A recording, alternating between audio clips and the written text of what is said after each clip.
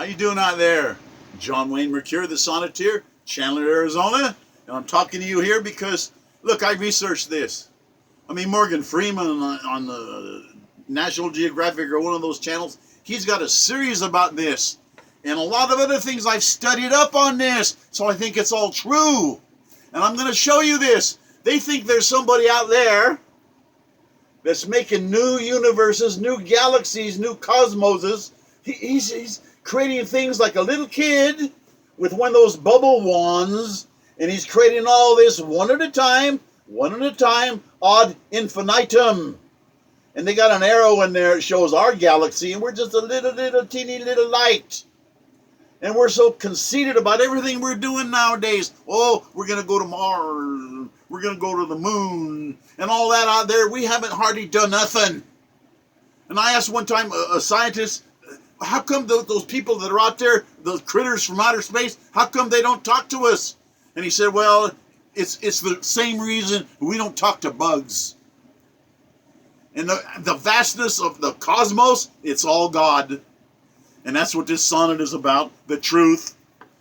Number 978, let's say I wrote that September the 11th, 2014, copyright. Sonnet number 978, the macrocosm, the big, huge universe. The microcosm, the tiniest little computer chips, quantum physics. It's all the face of God. Too intense? I'm trying to tell you the truth. I hope you're listening.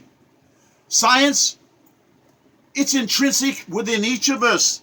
Since the biblical Garden of Eden, I love physics. I love chemistry. I really like science. It's all so beautiful. It's all God's work. It's fabulous. The brilliance of our own native brain power that we can at least learn a lot of it, because this is such a big universe. It's Eden's mental magnificence that God said, hey, it's up to you now. It's your choice. Do it or don't do it. Good or evil, it's your choice. Well, we were seduced by Satan's wicked serpent, the snake, defying God. We had to earn our own banishment by questioning, hey, now God says you get to make a choice. It's choice now. Not even the angels have that. And Brad Pitt, as Achilles, he said, even the gods envy us because we know life is precious and it could end any second. And the angels don't have that. They live forever. But us, we enjoy life. We love it. We revel in it. We bathe in it like the golden sunshine and vital life that it is. Well, we earn banishment from the Garden of Eden. The knowledge now of good and evil is now determined by free choice, our own decision. We can't blame everybody for something you did, your own decisions. You got to work yourself free from it, free from those burdens of bad choices.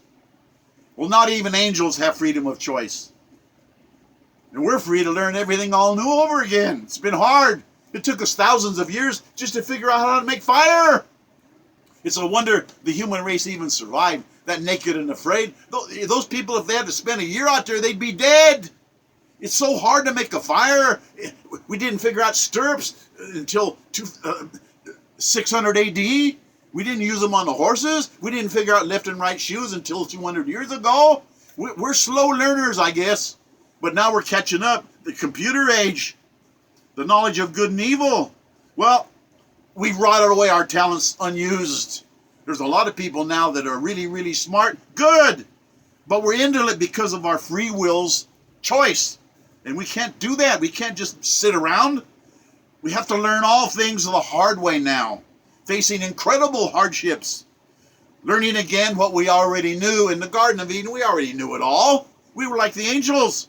The tabula rasa, the blank, it's parchment on the wall, it's a blank chalkboard. We're going to write our whole life, verse by verse, and it's going to be something that's going to be worthy of God giving us our life. Millions of secular laws are on the books, all right? But yet God only needed 11, and I wonder about that, because there's millions of laws, but God only needed 11. Well, I added one, and I think that number 11 is an important one. Commanding us to obey. The hardest commandment by far is number 11. Number 11 is, thou art commanded to seek my face. And you search for that all your lifetime. I've been searching for God's face since I was 8 years old. I've read the New Testament 153 times, and all the others too. Why? Because I want to know. I want to see his face. I want to see. I got to search. And he commanded me to seek his face. That's the hardest commandment there is. That's why I say it's number 11. To see his face. Know you not that only children's souls in heaven behold his face sublime? It is written. You know, we have just enough religion to make us hate one another, but not enough to make us love each other. Is not our world history soaked with enough blood? Brother killing brother? We all seek God's face and our salvation with our own evil prejudices, seeing what we want to see with our prayers. War and apocalyptic corpses. Ooh, all these dead people. I mean, look at the last century. It's been a graveyard. Well, quantum physics endorses the God particle. I like that. The God particle. The protoplast particle. The Higgs boson particle. The string theory particle are microscopic angels. Dark energy particles. Dark matter particles. The cosmic microcosm. Archangels in miniature. They're a trillion times smaller than the smallest atom. Think of that. There's something out there, and it's a trillion times smaller than the smallest atom, and it's everywhere, and it's the dark matter, and it's out there, and it's not just blank space. That those things are coming through us as we speak. The God particle. And it's something to think about, because people think, well, it's just empty space. No, it's not. It's like being inside God's chest. Okay? And when that happens, got to understand, that's why the orbits don't fly around and just go into space and just collapse, because something's holding them in, and it's the God particle that's doing that. A microcosm as vast as a macrocosm. The big and the small, they're all one and the same. It's all God. It's inside the chest of God. Some learn that is how 1 million electronic circuits will fit on a tiny little microchip. Quantum physics, the micro world. The small world, the big world, it's all the same thing. It's God, a creator, a deity, a benevolent God creating universes ad infinitum. A God with a child's bubble wand, creating worlds and universes unto kingdom come.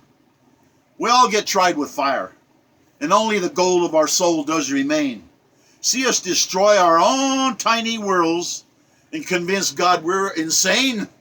I mean, look what we've done to the world. He gave us a garden, and now we're killing it left and right. Even the longest life is short, and we go on to our own personal judgment in front of God.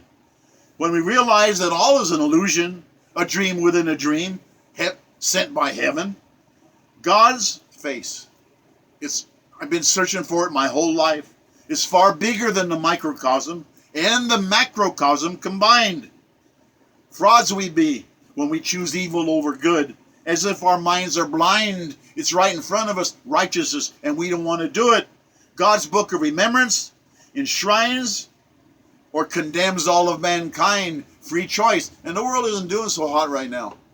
And when you talk about the God particle, yeah, it's God. It's all God. He's putting us to the test. And I think we're not doing very good. I mean, if we think about going to another planet, we're going to go there and we're going to say, take us to your leader. If they came here, what are we going to do? We got the whole world fighting. We're not united about anything. It's too bad, because we're going to have to survive and get along with each other, or we're all going to... Nah, I don't want to think about it. I'll bet you don't either. God bless us, anyone. Au revoir, mes amis. Du gardez-vous pour toujours.